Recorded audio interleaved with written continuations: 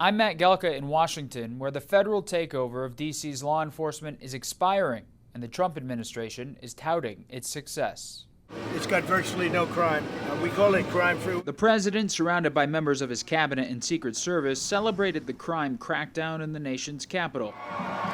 Stepping out to dinner near the White House the night before the 30-day federalization of D.C. law enforcement was set to expire. There have been a total of 2,177 arrests made since the start of the operation on August 7th. The latest stats as of Wednesday moved that number even higher after another night of federal and D.C. police cooperation. The 34-day period between August 7th and September 9th yielded almost 2,700 arrests, compared to around 2,500 arrests in the 34-day period prior to federal intervention. Violent crimes were down 17%, and property crimes were down 10%.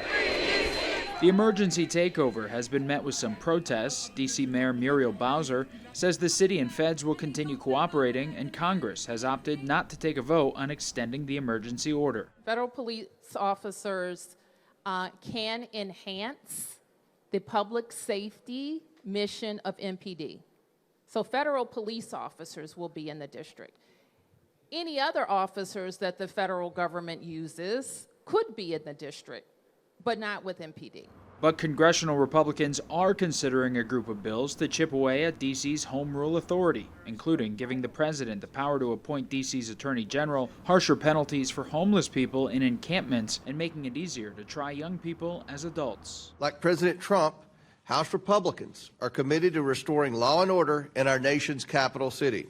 This body is full of lapdogs, doing exactly what the president wants. None of you know anything about Washington, D.C. The president has suggested surging troops to other Democrat cities with Democratic leaders largely opposed, but that could start in a red state. Louisiana's Republican governor said he would welcome the action, likely in New Orleans. Reporting in Washington, I'm Matt Gelka. This morning in a big development on Capitol Hill, the House Oversight Committee has voted to advance 14 different bills that are aimed at rolling back D.C.'s autonomy. Straight out live, the 7 News reporter John Gonzalez outside of the Capitol this morning. And John, you've got reaction from D.C.'s shadow senator. That's right. Good morning, Adam. Washington's elected leaders are pushing back this morning after all 14 bills passed the House Oversight Committee here on Capitol Hill. These leaders warning Congress not to overstep, to stay in their lanes, if you will. Now, on the same day that President Trump's federal takeover of D.C. police expired, the Oversight Committee moved swiftly here. The package includes measures to reinstate cash bail, toughen sentencing laws, and allowing those 14 years of age and older to be tried as adults for certain offenses. Now, the hearing room was packed with D.C. residents who voiced their displeasure at times. D.C. Shadow Senator Paul Strauss pointed to the end of President Trump's 30-day crime emergency and police takeover, arguing that this is now the time to restore full local control, not strip it away. He talked to me last night and tells me this is a bad day for home rule. Some of them would have a devastating effect on both civil and criminal justice in D.C. In particular, the bill to allow Donald Trump to appoint the attorney general instead of having him elected by D.C. voters.